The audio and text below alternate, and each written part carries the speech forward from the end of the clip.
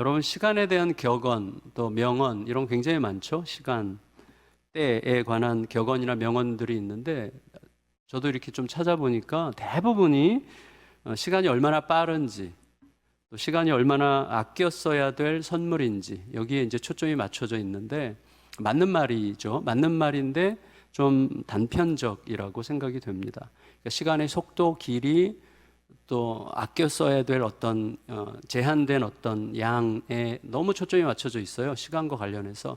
그러니까 이것은 우리에게 격려하고 자극을 주지만 사실은 근본적인 이야기는 사실은 안 해요. 왜냐하면 시간에 관한 가장 파격적인 통찰은 하나님이 주셨죠. 하루도 1000년 같고 1000년도 하루 같은 게 시간이에요. 그 말은 뭐죠? 시간은 내가 그것을 얼마나 아껴 쓰느냐의 문제가 아니라 어떤 터전 위에서 어떤 목적과 방향으로 쓰느냐에 따라서 하루도 1000년일 수 있고 1000년도 하루일 수 있는 것이죠.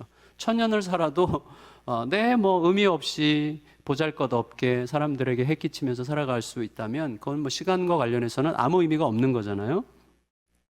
만일에 우리가 오늘 이미 지금 여기 우리가 있는데 오늘 이미 우리가 영원의 연장선상 속에 있다는 진실을 실제로 믿는다면 저는 이걸 완전히 믿게 됐는데 이미 우리는 영원 속에 있어요.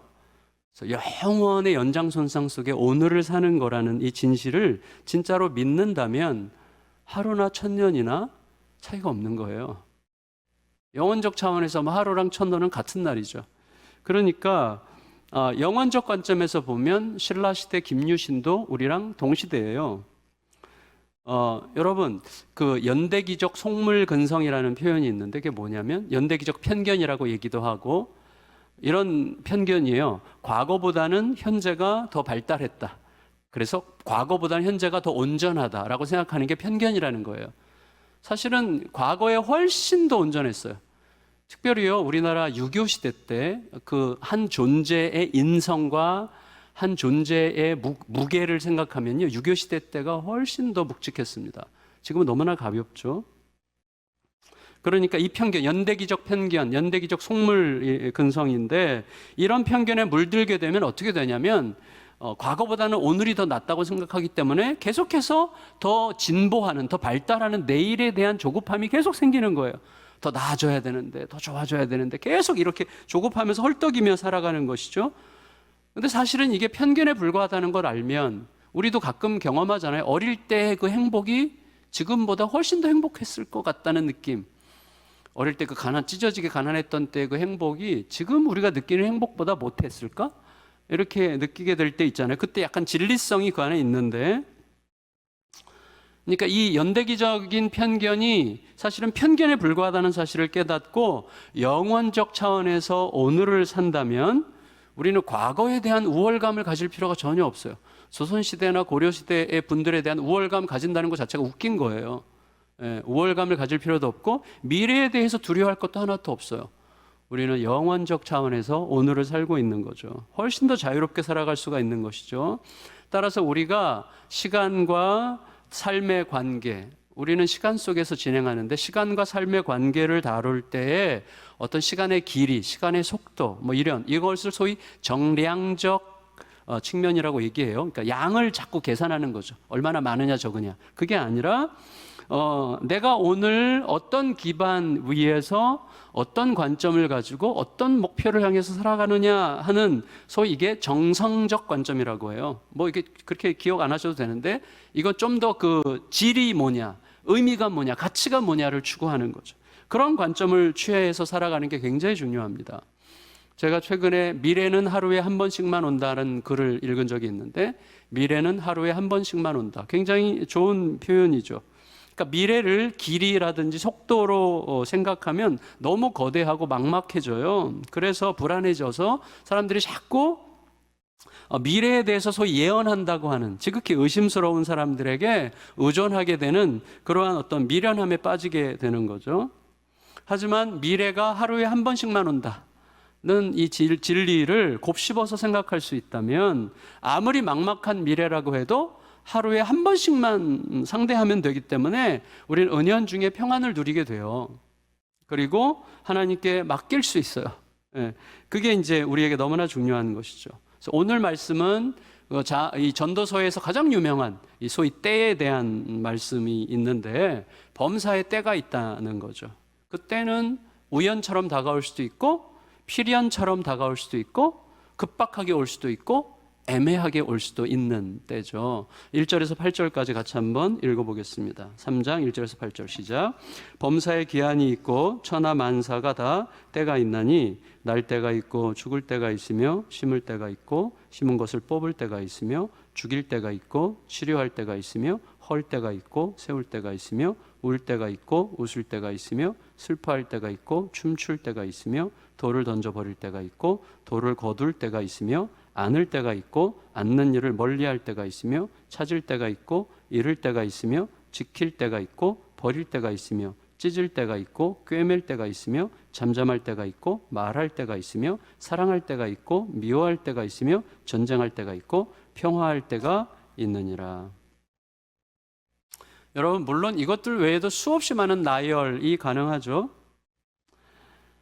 이 수많은 때들 중에는 의지적으로 선택할 수 있는 것도 있고, 내가 의지하는 것과 아무 상관없이 선택당하는 것도 있고, 또 내 의지와 상관없이 나에게 다가온 때를 내가 회피할 때도 있고, 아니면 내 의지와 상관없이 다가왔지만 내가 기꺼이 수용할 때도 있죠.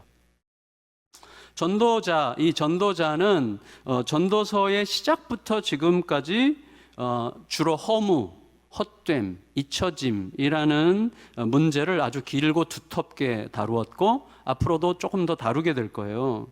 하지만 그 틈에서 지난주에 무슨 얘기했습니까? 우리 삶의 진짜 기쁨은 먹고 마시고 일하는 것.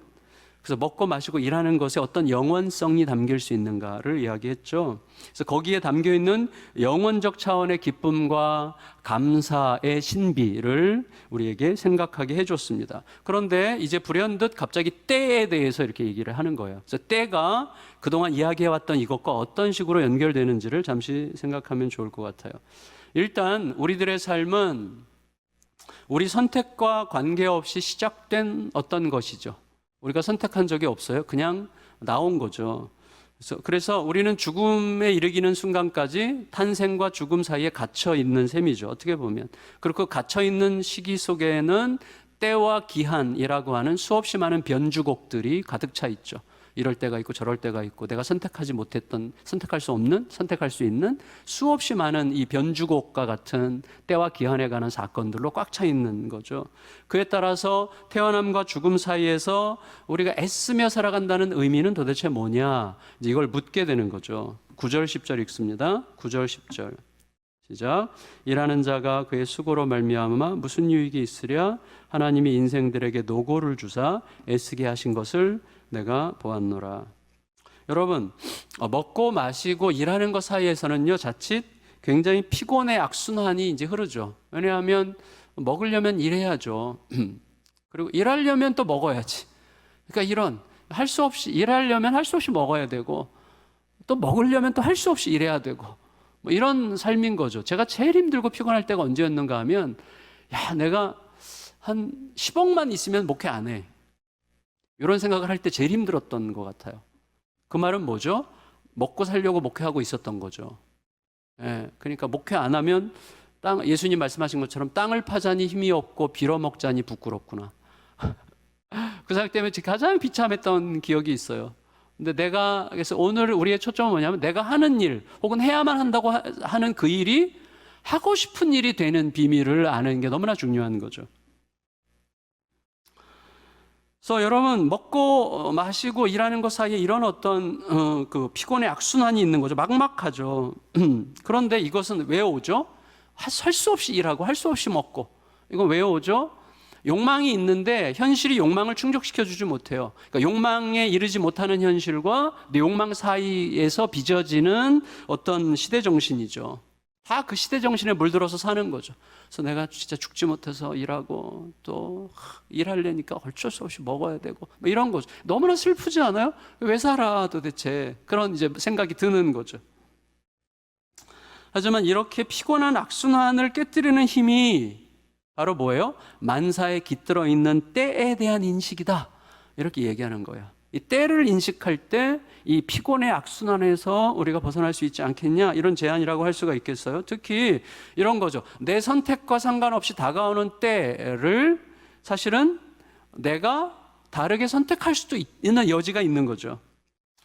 그래서 여러분, 내 선택과 상관없이 다가온 때에도 내 선택의 여지가 있다는 사실을 안다면 건강하고 설레는 긴장을 느낄 수 있어요. 많은 분들이 저에게 이제 상담할 때 그런 경우가 많아요. 막 어쩔 수 없이 막 그냥 막 이거 뭐 여기서 안 할 수도 없고 막 이래. 그러면 왜? 안 하면 되지. 안 해도 살아. 안 해도 돼. 그 일에서 의미와 가치를 찾는 방식으로 살 수 있는 길을 찾아봐. 내가 정 못 찾겠으면 안 하면 어때? 우리가 선택할 수 있으니까. 내가 선택할 여지가 전혀 없이 나에게 다가온 때에도 내가 선택할 여지가 있게 하신 거예요. 하나님의 우리를 그런 존재로 만드셨죠. 그거를 제대로 안다면 건강하고 설레이는 긴장을 느낄 수도 있어요. 현재 내가 속한 상황과 때가 전부가 아니라는 사실을 알게 되면 좀 더 긴 호흡으로 우리가 우리의 인생을 바라볼 수 있지 않겠습니까? 요즘에 소위 파이어족이 유행하고 있어요. 파이어족 아세요? 그러니까 돈보다 시간을 선택하는 족들이죠. 그래서 소비적인 문화를 포기해요. 돈이 많아서 행복할 것 같은 문화를 저항하는 거죠. 돈이 없어도 행복할 수 있어.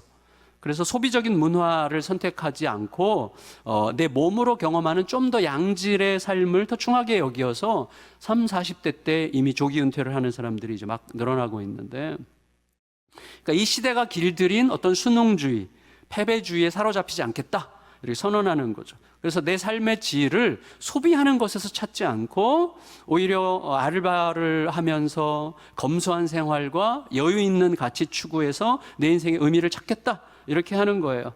그러니까 내가 일정한 직업이 없다고 불쌍하게 보지 마세요. 그런 거 없이도 행복할 수 있어요. 이렇게 말하는 이제 세대가 이제 나오는 거죠.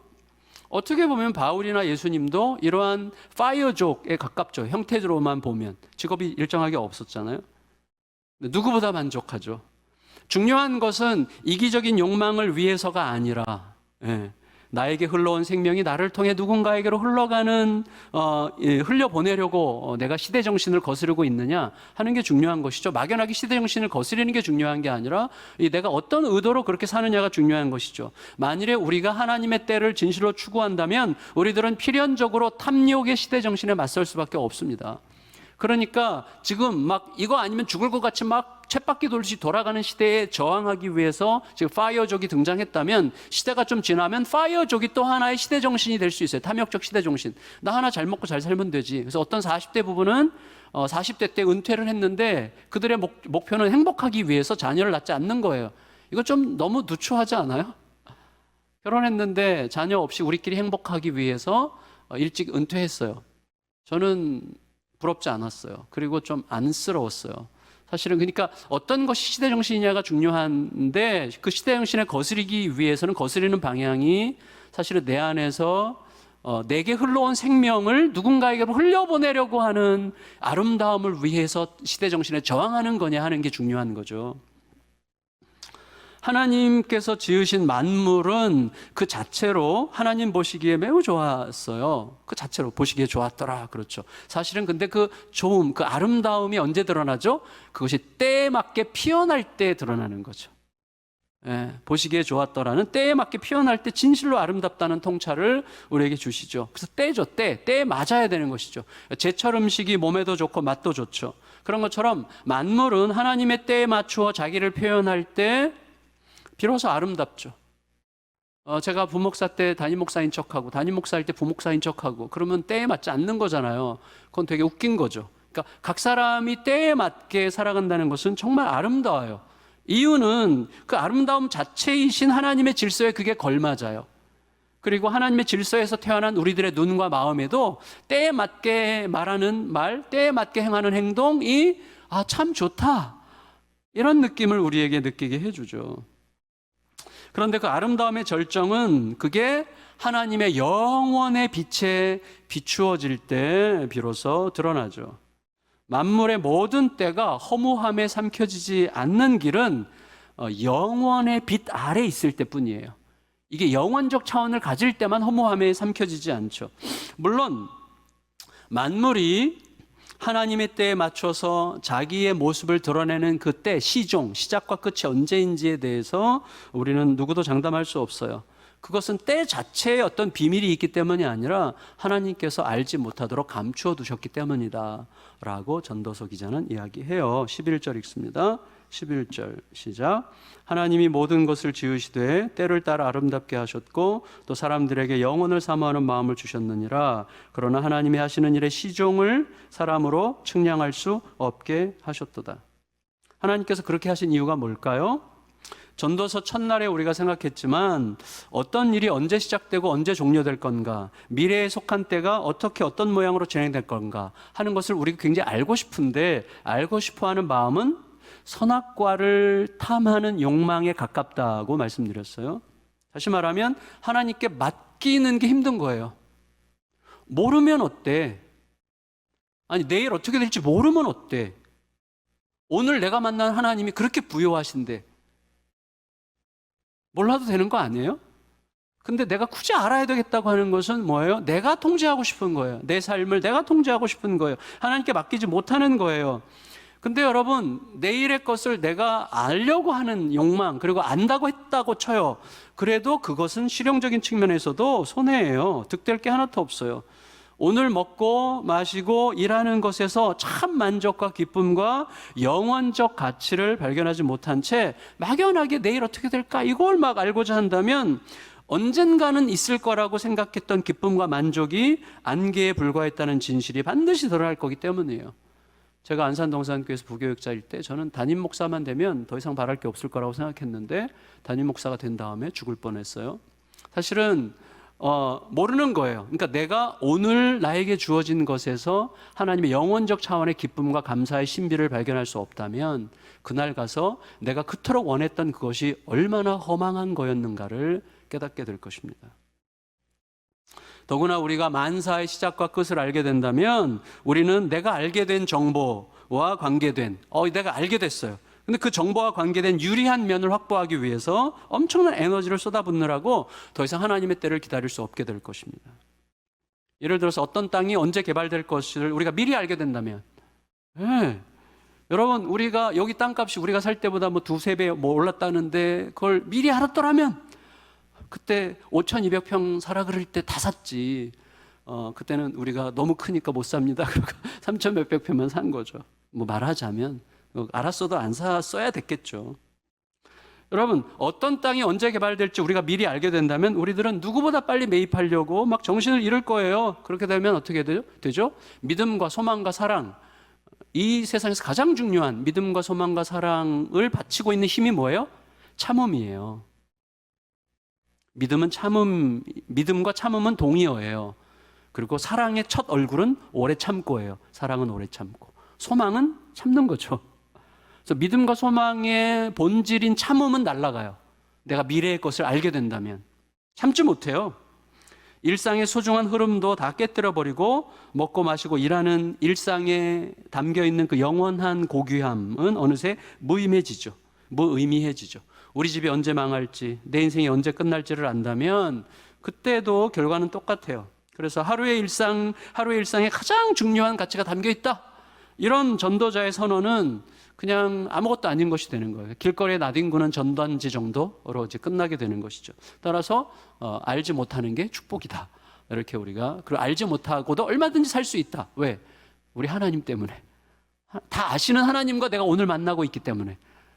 그러니까 자꾸 더 알고자, 내일에 대해서 더 알고자 막 어디 가서 머리를 뒤밀고 막 내일 어떻게 되는 거예요? 막 이런 식으로 얘기를 들으려고 하는 것은요, 하나님 못 믿는다는 뜻이죠. 어떻게 보면. 여러분, 몇 번 말씀드린 적이 있지만 저는요, 어떤 이슈가 딱 눈에 들어오잖아요. 어떤 이슈가 딱 떠오르면요, 그걸 어떻게 하면 효과적으로 부각시킬 수 있는지, 또 그것의 목적을 성취할 수 있는 길이 뭔지가 아니라 훤히 보여요. 훤히 보이거나 혹은 보인다고 생각해요. 물론 이 생각이 항상 옳은 건 아니지만 안타깝게도 웬만큼 돼요. 이게 가장 안타까운 거예요. 되면 안 되거든요. 되기 때문에 하나님을 의지하지 않죠. 그래서 저는 제 그런 성향 때문에 제가 대형교회 부교육자 시절에는요, 꽤 인정을 많이 받았지만 담임 목사로서는 부교육자들을 굉장히 힘들게 하는 원인이 될 수 있다는 것을 느낍니다. 그러니까 항상 옳은 거 아니에요. 근데도 나도 모르게 내 생각이 더 옳다고 전제하는 버릇이 생기는 거예요. 내가 더 옳다는 전제가 생기는 거죠. 그러니까 머리가 너무 빨리 돌아가가지고 미래가 보이는 것처럼 느껴지면 하나님을 의지하는 마음이 현저하게 줄어듭니다.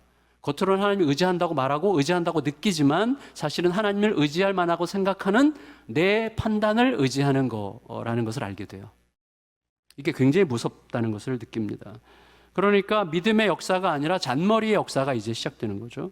그래서 때에 대한 판단, 미래에 대한 발빠른 예측, 웬만큼 맞아 들어가는 행운, 이런 것들은 후배들뿐만 아니라 하나님과의 관계에서도 얼마나 저주스러운 요소가 될 수 있는지를 확실하게 깨닫게 됐습니다. 근데 이게 쉽게 극복이 안 돼요. 그래서 요즘도 아주 종종 너무나 무겁고 버거운 저의 기도 제목입니다.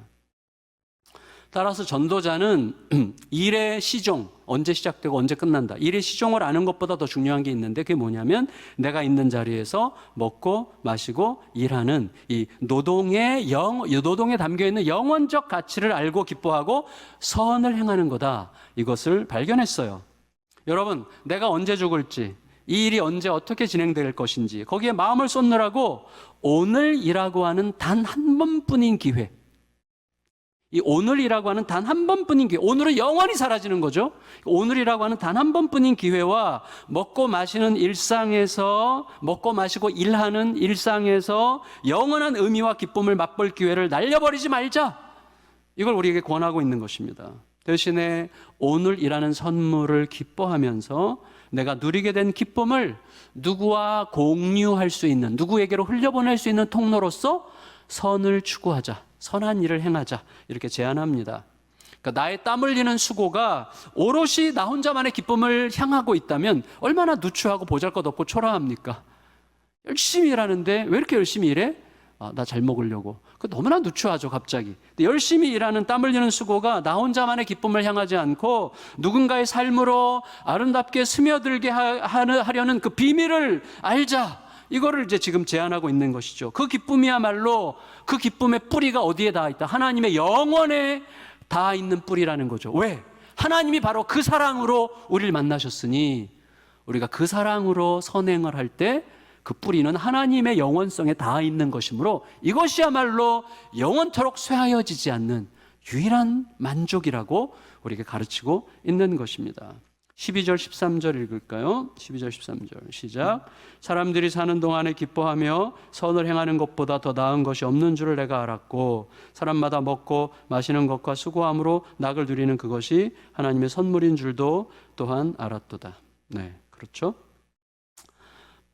맥스 록랜드라는 분이 있는데 그분은 이 구절을 이렇게 해석했어요. 하나님이 허락하시지 않는 것에 기분 나빠하고 서운해하지 말고 하나님이 이미 주신 선물의 충분함을 즐거워하며 사는 법을 배워라, 이렇게 해석을 했어요. 자, 정리하자면 우리의 일상에, 우리들의 살아가는 일상이 먹고 마시고 일하는 이 모든 것들이 허무와 잊혀짐에 삼켜지지 않고 의미와 가치를 보존하고 참으로 아름다우려면 반드시 영원한 빛에 비추어져야만 하고 그 뿌리가 하나님의 영원에 닿아 있어야 합니다. 영원적 차원에서 길게 볼 때 하나님의 행하심은, 지금 당장은 어떤지 모르겠지만 하나님의 행하심은 영원적 차원에서 길게 보면 어떤 것도 보탤 필요 없이 완전하여 아름답습니다. 그건 100%예요. 길게 보면 다 아름다워요. 내 삶이 지금 지질이 궁상, 너무 힘들고 피곤하고 다 때려쳐 버리고 싶은 생각이 드는 생활이라고 할지라도 내가 지금 하나님과의 사귐 속에서 지금 이 과정을 통과하고 있다면 하나님의 영원적 차원에서는 참으로 아름다울 것입니다. 하나님은요, 우리의 옛 시절과 우리의 먼 미래가 어떻게 연결될지 아시죠? 이미 지나간 것들이 언제 어떻게 다시 나타날 건지 또 아시죠? 우리가 먼 미래를 향해서 막 내달리더라도 하나님은요, 옛 시절에 그토록 중요하게 여겼던 가장 중요한 본질, 그것을 그 미래까지 쫓아가셔서 다시 찾으실 거예요. 너 그거 어디 있어? 그게 뭐예요? 첫사랑이죠. 에베소 교회가 잃어버린 첫사랑. 너 그렇게 열심히 달리다가 제일 중요한 거 잊어버렸네. 물으세요. 다시 되돌려 와서 찾으시죠. 15절 읽겠습니다. 15절 시작. 이제 있는 것이 옛적에 있었고 장래에 있을 것도 옛적에 있었나니 하나님은 이미 지나간 것을 다시 찾으시느니라. 여러분 보세요. 하지만 이미 언급했던 것처럼 하나님의 행하심의 시종, 언제 시작하고 언제 끝날지를 명확하게 드러내어 알게 하시기보다도 하나님은 어떻게 하세요? 모든 것을 아는 듯이 까부는 이 자만과 교만의 늪으로부터 우리를 지키시기 위해서 우리와의 인격적 사귐을 가능하게 하는 이 긴장적인 관계를 유지하세요. 이를 위해서 어떻게 해요? 일의 시종을 우리가 알 수 없는 신비에 담아두심으로 지속적으로 하나님께 귀 기울이고 하나님을 경외하게 하십니다. 14절 읽겠습니다. 14절 시작. 하나님께서 행하시는 모든 것은 영원히 있을 것이라 그 위에 더할 수도 없고 그것에서 말할 수도 없나니 하나님이 이같이 행하심은 사람들이 그의 앞에서 경외하게 하려 하심인 줄 내가 알았도다. 여러분, 소위 예언한다는 사람들 찾아다니지 말고 차라리 말씀 앞에 애매한 채로 기다리고 하나님을 신뢰하는 것이 훨씬 더 아름답습니다. 애굽이 망한 이유가 뭐예요? 요새 우리 큐티 자기의 약함에 대한 성찰이 없었기 때문이에요. 자기가 다 할 줄 안다고 생각했어요. 자기 속에 불가능이 없다고 생각했어요. 자신만만했죠. 모든 걸 다 알고 모든 걸 다 할 수 있는 양 교만했기 때문이죠. 약함으로 자신의 한계를 알아서 하나님을 기뻐하게 되는 힘이, 하나님을 기뻐하게 되는 것이 힘이죠. 그게 느헤미야는 알았어요. 여호와를 기뻐하는 것이 힘이라. 근데 여호와를 언제 기뻐해요? 여호와를 언제 의지해요? 내 약함을 발견할 때 의지하는 거예요.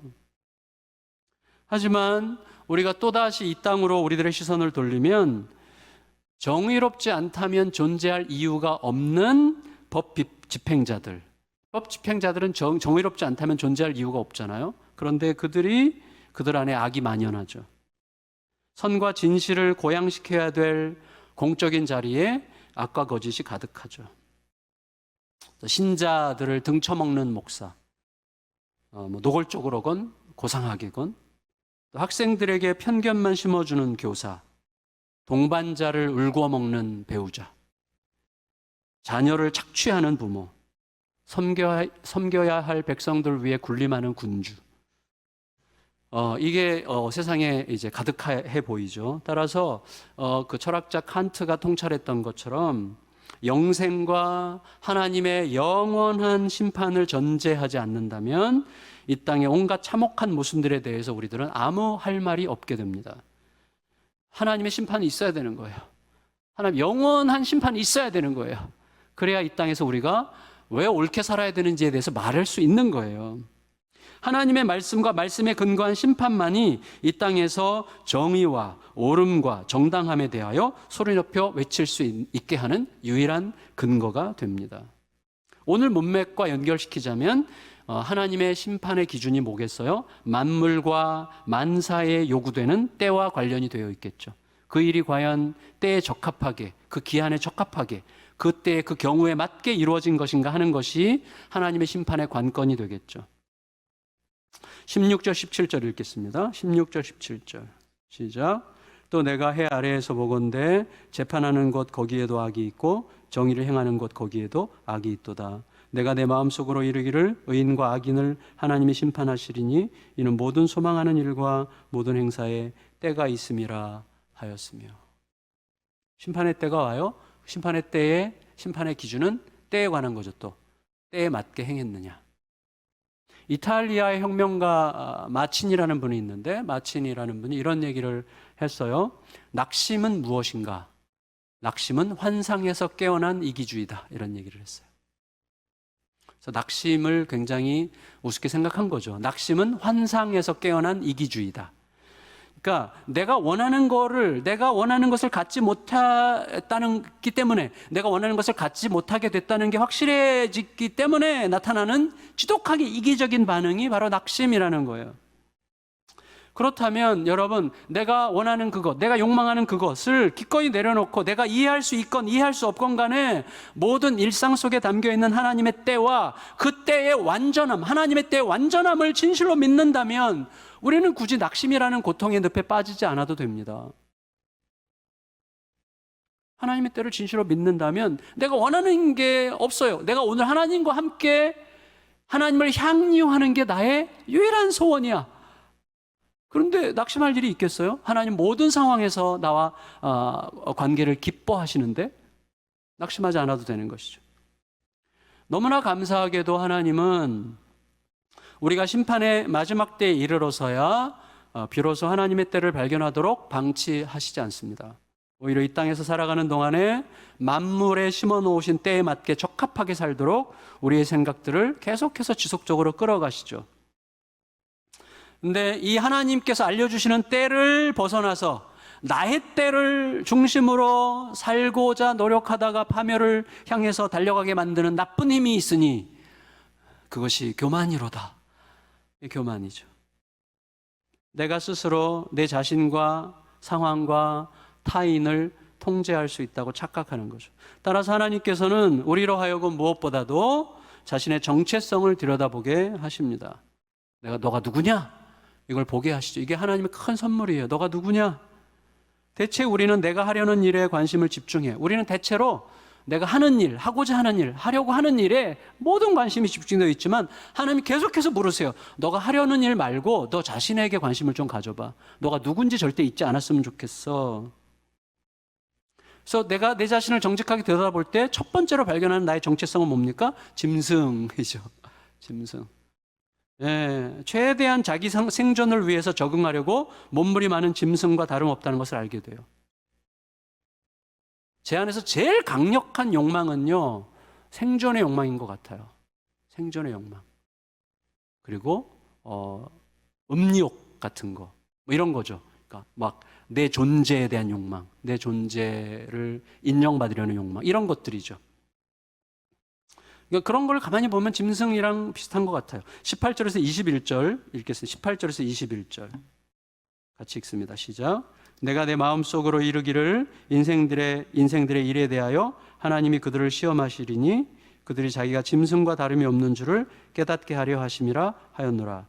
인생이 당하는 일을 짐승도 당하나니 그들이 당하는 일이 일반이라. 다 동일한 호흡이 있어 짐승이 죽음같이 사람도 죽으니 사람이 짐승보다 뛰어남이 없음은 모든 것이 헛됨이로다. 다 흙으로 말미암았으므로 다 흙으로 돌아가나니 다 한 곳으로 가거니와 인생들의 혼은 위로 올라가고 짐승의 혼은 아래로 곧 땅으로 내려가는 줄을 누가 알랴. 사람과 짐승은 똑같이 생로병사가 동일하죠. 죽음을 통과한 후에 사람은 이름을 남기고 짐승은 가죽을 남긴다고 해도 이름이나 가죽이나 100년 후에는 똑같습니다. 누구의 기억에도 남지 않겠죠. 인생과 짐승의 원재료는 동일하게 흙이고 그에 따라 생명이 끝나면 둘 다 흙으로 귀속됩니다. 인생들의 혼은 위로, 짐승들의 혼은 땅 아래로 내려간다는 생각도 장담할 수 없습니다. 그러므로 전도자가 도달하게 되는 결론은 또다시 너무나 희망적으로 또다시 이것입니다. 그러니까 누구나 뭐 명예가, 학식이, 돈이 뭐가 많아야 되는 게 아니라 누구나 오늘 그의 일상에서 누릴 수 있는 그것, 거기에 희망이 있다고 얘기하니 얼마나 용기를 줘요. 22절 읽겠습니다. 22절 읽고 마칠게요. 22절 시작. 그러므로 나는 사람이 자기 일에 즐거워하는 것보다 더 나은 것이 없음을 보았나니 이는 그것이 그의 몫이기 때문이라. 그의 뒤에 일어날 일이 무엇인지를 보게 하려고 그를 도로 데리고 올 자가 누구이랴. 여러분, 정리할게요. 이 땅에서의 수많은 때와 기한들을 통과하는 동안 우리들의 최상의 삶은 내가 해야 되는 일에서 영원과 연결되어 있는 의미와 가치를 찾아서 해야만 하는 일이 기꺼이 하고 싶은 일이 되는 것. 이게 너무나 의미 있는 최상의 삶이 되겠죠. 물론 이때 직업으로서의 일을 말하는 건 아닙니다. 목사냐, 회사원이냐, 기업인이냐, 청소원이냐, 뭐 이거는 운명이 아니에요, 여러분. 그러니까 얼마든지 달라질 수 있고 또 내가 하느냐 마느냐를 선택할 수 있어요. 저거 목사 그만둘 수 있습니다. 이건 뭐 운명이 아니에요. 하나님께서 뭐 저가 막 특별해가지고 목사로 나를 지명하여 불러가지고 나는 목사를 할 운명으로 태어난 거 아니에요. 제가 그만두고 저는 장사할 수도 있다고 생각합니다. 그러니까 직업으로서의 무엇은 운명적이지 않아요. 하나님이 여기서 말씀하시는 일은 어떤 직업을 얘기하는 게 아니에요. 내 형편과 처지가 어떻든지 간에 내 몸과 마음을 움직여서 영원한 가치에 닿아 있는 것을 추구한다는 면에서의 일을 얘기하는 거예요. 그게 설거지일 수도 있고 청소일 수도 있고 구두 닦는 일일 수도 있고 회사를 경영하는 일일 수도 있는 거예요. 무슨 일이든지 간에 그것이 오늘 하나님의 영혼적 차원과 그 가치와 의미에 가 닿도록 내가 살아가는 그 일을 말하는 거지 어떤 직업을 말하는 게 아닙니다.